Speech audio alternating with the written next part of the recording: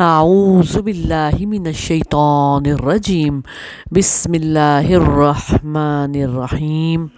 سورہ النساء آیت نمبر 101۔ پہلے دعا پڑھ لیجئے۔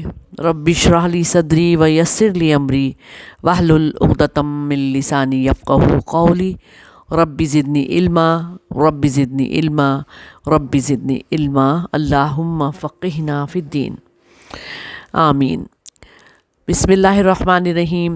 وَإِذَا ضَرَبْتُمْ فِي الْأَرْضِ فَلَيْسَ عَلَيْكُمْ جُنَاحٌ أَن تَقْصُرُوا مِنَ الصَّلَاةِ، اور جب تم زمین پر سفر کرو تو تم پر کوئی گناہ نہیں کہ تم نماز میں کچھ کمی کر لو، اگر ڈرو کہ تمہیں وہ لوگ فتنے میں ڈال دیں گے۔ ان خفتم ان یفتنکم الذین کفروا، جنہوں نے کفر کیا۔ ان الکافرین کانوا لکم عدوا مبینا، بے شک کافر لوگ ہمیشہ سے تمہارے کھلے دشمن ہیں۔ اس آیت میں حالت سفر میں نماز قصر کرنے یعنی دوگانہ ادا کرنے کی اجازت دی جا رہی ہے، لیکن سنت رسول صلی اللہ علیہ وآلہ وسلم سے ثابت ہے کہ ہر طرح کے سفر میں نماز قصر کی جا سکتی ہے۔ سیدہ عائشہ رضی اللہ تعالیٰ عنہ فرماتی ہیں، ابتدا میں سفر اور حضر میں 2 رکعت نماز فرض کی گئی تھی اور سفر کی نماز تو باقی رہی، حضر میں اضافہ کر دیا گیا۔ یہاں پر کہا جا رہا ہے وَإِذَا ضَرَبْتُمْ فِي الْأَرْضِ، یعنی قصر کے معنی کمی کے ہیں۔ یہ کمی رکعات کی تعداد میں بھی ہے، مسنون ہے۔ اگر خوف زیادہ ہو تو نماز کی حیت اور شکل میں بھی کمی ہو سکتی ہے، مثلا پیدل جاتے جاتے نماز پڑھ لینا یا سواری پر اشارے سے نماز پڑھ لینا۔ عبداللہ بن عباس رضی اللہ تعالیٰ عنہ نے فرمایا ہے کہ اللہ تعالیٰ نے تمہارے نبی کی زبان سے صلی اللہ علیہ وسلم حضر میں 4، سفر میں 2 اور خوف میں 1 رکعت فرض کی ہے۔ مسلم شریف کی یہ روایت ہے۔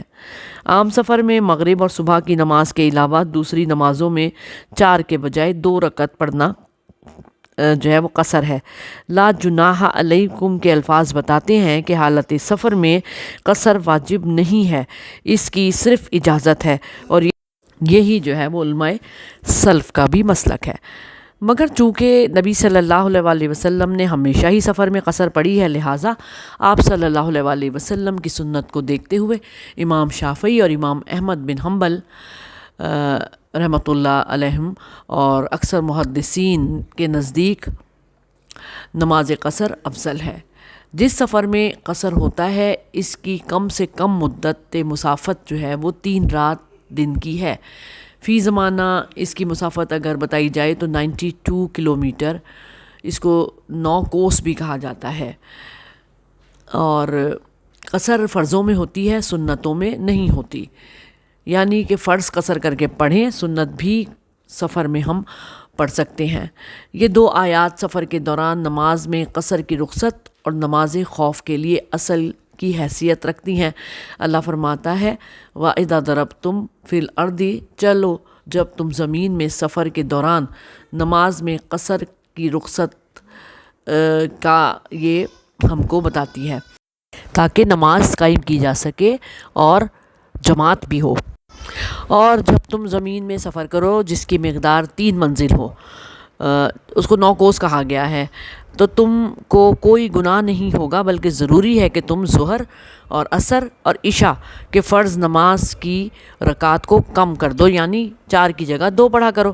اگر تمہیں اندیشہ ہو کہ نماز کے دوران کافر لوگ تمہیں پریشان کریں گے اور اس خوف سے ایک جگہ زیادہ ٹھہرنا بھی خلاف مصلحت سمجھا جائے گا، کیونکہ بلا شبہ کافر مسلمانوں کے دشمن ہیں، وہ نماز کے دوران حملہ کر سکتے ہیں اور مسلمانوں کو زبردست نقصان پہنچا سکتے ہیں، تو چاہیے کہ جماعت 2 گروہوں میں تقسیم کر دی جائے۔ ایک گروہ نماز پڑھے، دوسرا حالات کی نگرانی کرے، پھر دوسرا نماز پڑھے اور پہلا گروہ نگرانی کرے، اور اگر حملہ ہو تو فوراً نمازی بھی اپنے ہتھیاروں سے قتال شروع کر دیں۔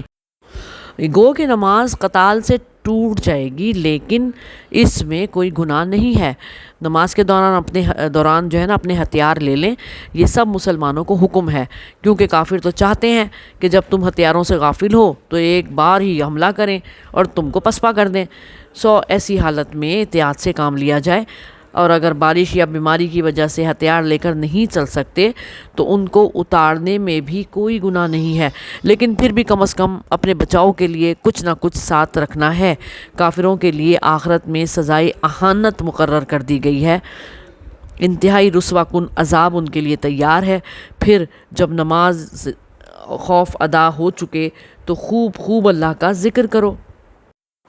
یہاں پر نماز کی اہمیت کو بھی اجاگر کیا جا رہا ہے کہ بے شک میدان جہاد کیوں نہ ہو، لڑائی جھگڑا جاری کیوں نہ ہو، ہر طرف سے دشمن کا خوف ہی کیوں نہ ہو، نماز کسی حال میں نہیں چھوڑ دی، کیونکہ جہاد کی روح نماز ہے، اس کو ہم نے نہیں چھوڑنا۔ اور یہ نماز جو ہے وہ دشمن کے حملے کے خوف کی وجہ سے مختصر کر دی جائے، اور اس کا طریقہ کار بھی تھوڑا سا مختلف ہو جائے گا، اور اس کے ساتھ ساتھ آسانی دی گئی ہے کہ بارش کا موسم ہو، خوف کا منظر ہو، یا پھر آپ گھر میں کسی اور جگہ پر گئے میں ہوں، اپنے گھر کو چھوڑ کر کسی دوسری جگہ پر فاصلہ طے کر کے، کم سے کم یہ فاصلہ جو ہے وہ 92 کلومیٹر کا ہو کم سے کم، تو پھر جو ہے وہ قصر نماز جائز ہے، اور نماز جیسے بھی ہو پڑھ لی جائے، اس کو جو ہے قضا نہ کیا جائے، اس کو ضائع نہ کیا جائے، بے شک آپ سواری میں ہوں، بے شک پیدل چل رہے ہوں، بے شک سواری پہ بیٹھے ہوں، بے شک بھاگ رہے ہوں، اور ایسے میں بھی پھر اللہ نے اتنی آسانی دی ہے کہ کعبے کی طرف منہ کرنا بھی ضروری نہیں ہے، بس نماز ادا کر لو۔ اللہ ہمیں توفیق عطا فرمائے ہر صورت میں نماز ادا کرنے کی۔ اب اگلی آیات میں اس نماز خوف کو کیسے ادا کیا جائے گا اور امن میں کیسے نماز ادا کی جاتی ہے۔ اچھا، بعض صحابہ کے دل میں، صحابہ کرام رضی اللہ تعالیٰ عنہم کے دل میں یہ خیال آیا کہ اب تو امن ہے، جہاد سے جب وہ واپس آ گئے نا، پھر اب تو امن ہے، ہمیں سفر میں نماز قصر نہیں کرنی چاہیے۔ نبی صلی اللہ علیہ وآلہ وسلم نے فرمایا یہ ایک صدقہ ہے جو اللہ تعالیٰ نے آپ پر کیا ہے، لہٰذا اس کا صدقہ قبول کرو۔ یہ مسلم شریف کی روایت ہے۔ حارث بن وہب سے روایت ہے، مینا میں نبی صلی اللہ علیہ وآلہ وسلم نے ہمیں 2 رکعت نماز قصر پڑھائی، حالانکہ آپ اب بالکل امن میں تھے۔ تو مطلب کیا ہوا کہ پہلے کہتے تھے نا خوف ہوگا یا جنگ ہوگی تو نماز قصر پڑھائی جائے گی، ایسا بالکل نہیں ہے۔ اللہ کے نبی نے یہ کام خود کیا کہ امن کے دنوں میں بھی نماز قصر پڑھائی، جس کی وجہ سے پتہ چلتا ہے کہ ہم بھی اللہ کے دیے ہوئے اس تحفے کو قبول کریں۔ یہ اللہ کا صدقہ ہے جو کہ ہمارے لیے اللہ تعالیٰ نے کیا ہے، لہٰذا اس کا صدقہ ہمیں قبول کرنا ہے۔ آگے کی آیت میں انشاءاللہ تعالیٰ نماز خوف کے بارے میں پڑھائیں گے۔ اس کے ساتھ اجازت دیجیے، دعاؤں میں یاد رکھیے گا۔ اللہ حافظ۔